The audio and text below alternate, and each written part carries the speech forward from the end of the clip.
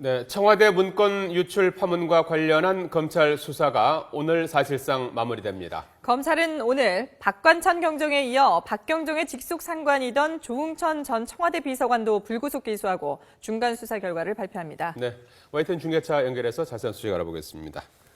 자, 이종원 기자.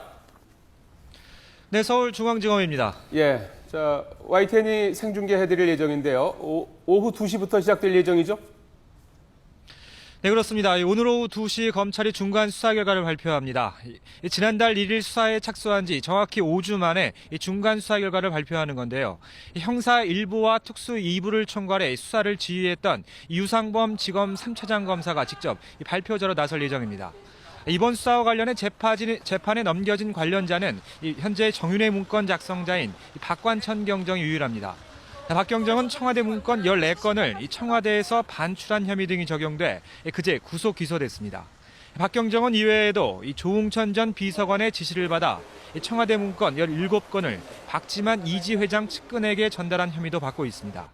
전달 시기는 조 전 비서관과 박 경정이 모두 청와대에 근무하던 지난 2013년 6월부터 지난해 1월까지로 검찰은 문건들이 모두 작성 당일 곧바로 박 회장 측에게 건네진 것으로 보고 있습니다.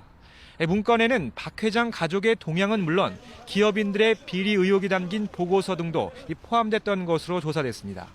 이에 따라 검찰은 오늘 조 전 비서관도 대통령 기록물 관리법 위반과 공무상 비밀 누설 혐의로 불구속 기소할 방침입니다. 검찰은 박 회장 측에게 전달된 문건 17건을 모두 대통령 기록물로 판단했고 이 가운데 10건은 공무상 비밀에 해당한다고 봤습니다. 앞서 검찰은 같은 혐의로 조 전 비서관에 대해 구속영장을 청구했지만 기각되기도 했습니다. 검찰은 오늘 박경정이 서울경찰청 정보분실에 보관하던 문건들을 복사한 뒤 숨진 최모 경위에게 전달한 한모 경위도 불구속 상태에서 재판에 넘길 예정입니다. 최 경위는 한 경위에게서 건네받은 문건을 휴대전화로 찍어 카카오톡 메시지를 통해 세계일보 기자에게 전달한 것으로 드러났습니다.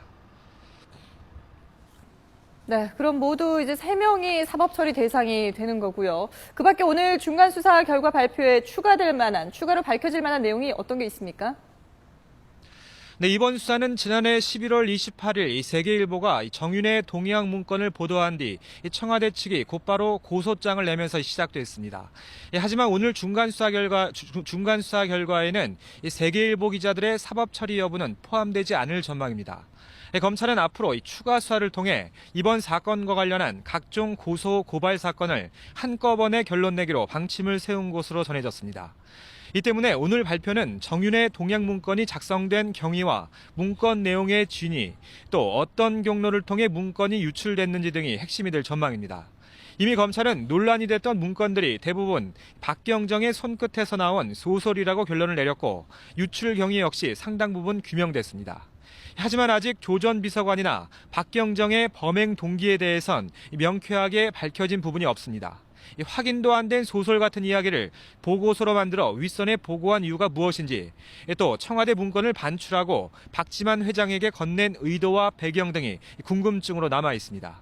앞서 검찰은 조 전 비서관의 정치적인 의도를 의심해 왔는데요. 이른바 청와대 핵심 3인방으로 불리는 비서관들을 견제하기 위해 박지만 회장을 이용하려 했다는 겁니다. 이 같은 논리는 핵심 3인방의 실체와도 연결될 수 있는 부분이어서 오늘 검찰의 발표 내용에 관심이 쏠리고 있습니다. 지금까지 서울중앙지검에서 YTN 이종원입니다.